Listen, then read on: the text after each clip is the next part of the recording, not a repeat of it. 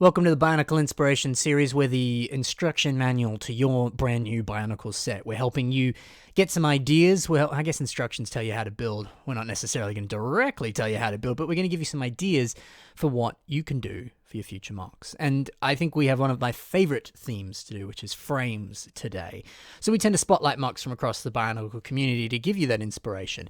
And today we're spotlighting mocks that focus on frames. So each one of these mocks is going to specifically show you the sort of underbelly. You know, if you remove all the armor, if you remove all the details, remove the weapons, remove the head, everything, what does it look like underneath? What's the bare basic frame that you maybe could recreate yourself and then use that to build something else? Because one brilliant way of building is to build a frame and then just armor it up. Because you can go to town with armoring up and adding in all those little additional details like that, can't you? And that's sometimes the most fun part. So if you get that frame out of the way, it's just easy going from there. So let's study these frames, let's look at what's going on here, and maybe it can give you some ideas for your own future builds. The first mock we have today is a very cool one by Duncan, Lindbo, and this is Combat Droid C41 Cardinal. It's also the frame of the mock as well. So let's compare the pair here. One thing that I immediately noticed about this mock, both on the frame and on the actual mock itself, is the use of these piston pieces on the very back there. You can see them, there's sort of this like grey and black piece there. I get the sense that that piece is actually quite important to the frame. It looks like it's actually quite structural, that it's kind of linking the waist up into sort of the kind of upper chest area there. And without that, maybe it would be not as sturdy. Honestly, I don't know. I mean, I didn't build this. I have no idea. But it kind of looks like that. Regardless, it also kind of looks nice. There's something about it that seems like, I don't know, a little bit more sort of like industrial or sort of like how you would imagine sort of the insides of a car or some sort of robot, which I guess this is a robot, right? That there would be some sort of really important like pistons and structural devices and things in there to really hold it together. And given that the aesthetic of this mock is a sort of more kind of stripped back look with very sort of like minimal armor over the top, you can kind of still see the gray underneath sort of mechanical details there. I like the fact that there's this really obvious piston on the back. So it's interesting to see the frame having practical use, but also aesthetic use there. I really like that. Some other details on this frame that I think are worth noting is the legs and arms are fairly simplistic, specifically like the legs. Let's focus on that. The upper legs is basically just your prefab normal Hero Factory limb pieces, which, you know, works perfectly. And then the legs are more or less the same. It's that mutter kind of arm piece there, and then a few other little detail-y bits there to give it that sort of bent look there. But for the most part, there's not a lot going on there. It's not a super complex design, you know, much like the torso is here, where there's heaps of different pieces being used. It's pretty bare bone. And same can be said for the upper arm there. It's just a prefab limb with a little connector thing coming out of the top there. So it's nice to know that maybe the area you want to put the most of your attention in is the torso itself, and the rest can be fairly minimal. It doesn't need to have too much to it, and you can still get a nice looking design. So I think that's cool. Onto the actual mock itself, but still kind of talking a bit about the frame. I love the fact that the choice of the arm design here is to use some of these like lightsaber bar pieces, or I believe specifically the flick fire missile piece, so that there is a bit of a sort of like traditional minifigure bar or lightsaber sort of, bar connection there. Because it allows him to sort of add in details or attach things, you know, similar to the shield. He sort of, I imagine, just sort of separated the arm, slid the shield in, put it back on. And it's nice because it allows for a few different connection points and things there. You can slap some armor over the top of it. You can slap some weapons into it. It works. So, yeah, I don't know. I think that's a very simple but effective idea that allows for a lot of customization, and it's pretty straightforward. So I really do like that. Also, it kind of just works with the overall aesthetic of the mock as well. It's really cool. The hand connection's also really interesting. The way that it sort of dips down and then kind of goes back up again, you know?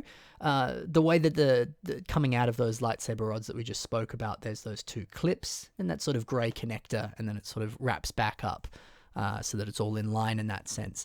I always like that style of connection with kind of anything that you build. The idea of sort of, maybe you want to advance forward, but in order to go forward, you have to go down and then up again or something like that.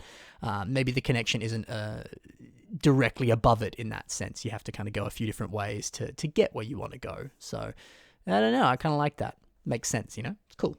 But overall, a fantastic looking mock, and then I think a lot we can learn from this frame here. So that in itself is pretty cool. So this next mock here, it didn't have a name on Twitter, at least that I could see. But this mock here is built by Applecross. So this mock, this frame specifically doesn't have an actual mock that's built off of it yet. It's just the frame itself, at least from what I could see at the moment. So maybe in the future he will, but maybe you should check out Aprprprprprpr's Twitter and see what they may be doing with this in the future. I think still there's a lot we can learn from this frame, though. Specifically, something that immediately grabbed my attention is how ball joint heavy this mock is. Or this frame is, I suppose. It's still a mock. Looking at the torso there's a whole bunch of ball joints on the torso just to kind of link everything together. It's a smart idea to use a bunch of hand connectors and ball joints because they're relatively common pieces. Ball joints, it depends, but you can still buy a lot in bulk on Bricklink and things like that, and they're both just such versatile pieces. I mean, that alone, just spamming them like that, creates a pretty simplistic but very posable and very effective waist design there. And again, we see arm connectors and ball joints all throughout this frame and other frames as well, so definitely a piece to look into, and also nice to note that ball joints are just that helpful. There's also some more ball joints on the sort of kind of around the knee, sort of the lower leg there. And those ball joints, it's interesting because they're just on some axles and it looks like they can kind of slide up and down. So it's interesting that when you build this frame, maybe certain designs that you build it with, those ball joints need to be in the middle. Maybe some designs that need to be all the way up, or some one's up, one's down. And it's hard to say, right? So I like that. The fact that this frame has additional customization to it. Certainly when you're building, I think one of the most helpful things to do is just add a bunch of connection points so that if you do want to add stuff over the top of it, you have a lot of room to play with. You can really box yourself in sometimes when there's no axle or rod connections anywhere or ball joint connections or anything, and you're just like, well, how do I attach stuff to this? So just adding a lot of stuff like that where there's countless possibilities for you to customize over the top of it, it's going to be really helpful, especially on frames like this. So love that addition there, and that's sort of really future-proofing it for any sort of future design that you might be doing with a frame like this. It's really cool to see. I also like on the upper torso the fact that he's used some of those triaxle pieces so that the sort of the shoulders are a little bit more kind of broad and sort of kind of flare out in an interesting manner. It's just, I know it's a little bit more creative, it's a little bit more different, and it just looks cool, So it's a nice way to achieve that angle there with those triaxle parts. And a few other different pieces to actually achieve that angle as well. But again, those triaxles are really helpful. And again, a lot of different connection points on them there. So a lot of customization opportunities. Additionally, the arms are just your prefab limbs. That's kind of it. There's a few different ties and things on it, but there's nothing super crazy about it, but it still gets the job done. It is interesting to note that there's a whole bunch of friction joint pieces there at the very top of the arm, kind of closer to the shoulder. Now, those pieces are called friction joints because, well, they add a lot of friction. It makes things really sort of sturdy and strong. So I imagine that's been added for stability purposes, which kind of makes sense. And we see a few more of those pieces again on sort of around the knee area-ish on this mock as well. So it's interesting to note that those are important there just for a little bit of stability. Obviously I haven't built this. I don't know exactly how this works, but I imagine it's for stability. Or maybe it's just to extend stuff out. It kind of works in both ways, I suppose. But why would you put three of them together like that when you could just put a smaller or slightly larger typical prefab bone piece there instead? So I imagine it's for stability there. But it's interesting to note that that's been done. I think that's just clever. And it works, so it gets the job done. There is another picture that I've not been showing you of this frame, of it with multiple arms. And it looks like the mock is starting to be formed. So it's interesting that this frame allows it to have multiple arms in that sense. So if you're able to kind of reverse engineer this from the from the images here, it's certainly worth doing. Oh, I think I forgot to say before. Nope, it's the next mock. So let's transition into that so I can say it now. This next mock here is a very beautiful one, a very, very cool one. It is by Kubik, and it's Iron Vengeance, and the frame for Iron Vengeance as well. And if you check the links in the description below, you'll see links to all of these mocks, and you can check out some of the other stuff that these builders have done. But specifically, if you go to Kubik's Flickr, he has instructions for this. So if you want to build it yourself, check it out there. I'm not going to show it here because I want you to go to Kubik's page and look at his stuff, and maybe let him know what you think of this frame, because it's pretty cool. So what's awesome about this is a very nice sort of before and after. This is the frame, and then this is what the actual mock itself looks like here. And it's such a beautiful mock, and I think we've talked about it before on the show. I don't remember. At least I've looked at this before in the past anyway, whether it's been on the show or not. I've probably spoken about it to myself when I should have been working and doing other stuff. It's a good mock. Anyway, what is interesting about this frame, let's study the frame a little bit here. There's not much to it, especially on those limbs. It's just axles and ball joints, and then a few little connectory things in the middle to link it together. That's kind of it. That's cool. That's really cool. I think that's really interesting because, like, while I've been, showing you all this stuff before, yeah, some of it's crazy and high-tech, and oh my god, look at all the pieces they're using, and some is just straight up not. So it's interesting to note you don't have to go super ham on this sort of stuff, and you can still achieve beautiful results, I like too on this mock, we can specifically see on the waist all the different ball joint connections there that allow you to add armor over the top. We can specifically see how those armor pieces have been attached there when we compare it to the actual one there. Some of these other bits, it's maybe a little bit more difficult to discern exactly how he's done it. There could be a few additional pieces introduced over the top of the frame. But at least that one there, it is a direct. It looks like it's just a direct slap the armor on those ball joints. So it works, gets the job done. The lower legs too, when we look at the actual mock, just being those tubing elements, it's interesting to note he's just sort of put the tubing into the axle and then has two additional tubes just sort of wrapping around it, and it very much gets the job done. So that's also fantastic.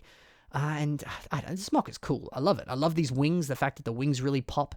The fact he's got two different color eyes, you don't really see that all the time, and it's nice. It works, it's cool. And he's got a big old neck too. Go him. Why not have a big neck? You flaunt it like a giraffe. It's fantastic.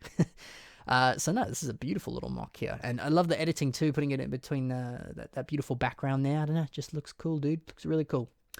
Yeah, look, hey, that's it. This frame's simplistic, but really gets the job done, and it's amazing to see how everything kind of inserts on itself there and makes this mock here. It's funny, you look at the actual mock and you're like, that's a little bit complicated. Then you look at the frame and you're like, oh, hey, it's simple, but man, it works. And they're just using your principles of consistent textures, some nice sort of transitions between the pieces so that the shaping all looks sort of consistent and there's no sort of like weird ugly gaps or things kind of poking out in weird directions or whatever. No, it works. So you got to combine some of those principles and techniques and things that we talk about on the show and get a good little frame like this, and you're halfway there to getting a good mock. So fantastic stuff, guys. These have been some awesome builds today in this episode of the Bionicle Inspiration series. Like I said, check the links in the description and see some of the other stuff that these builders have done. Additionally, in the description below is links to my own social media, so if you want to see stuff that I've got going on, that's the place to check it out. While you're in the description below as well, there is also the submission email, so if you have any submissions that you want to submit to the show so you can see your own mocks on the show, the submission email is in the description but also on your screen right now, so send whatever you can to that email and I'll do my best to include it in a future episode. That's it. Hey guys, so we almost forgot. Don't forget, if you want to see additional Ben Cossy content, you can check out my Patreon, where you can have access to my private Discord server, weekly podcasts and Q&A episodes and other behind the scenes stuff, and all sorts of good things. So if you're interested, that's a thing to check out. There's also my PO box if you want to send anything my way, but that's totally up to you and if you want to do so. Thank you very much. Happy building. See you in the next episode. Bye for now.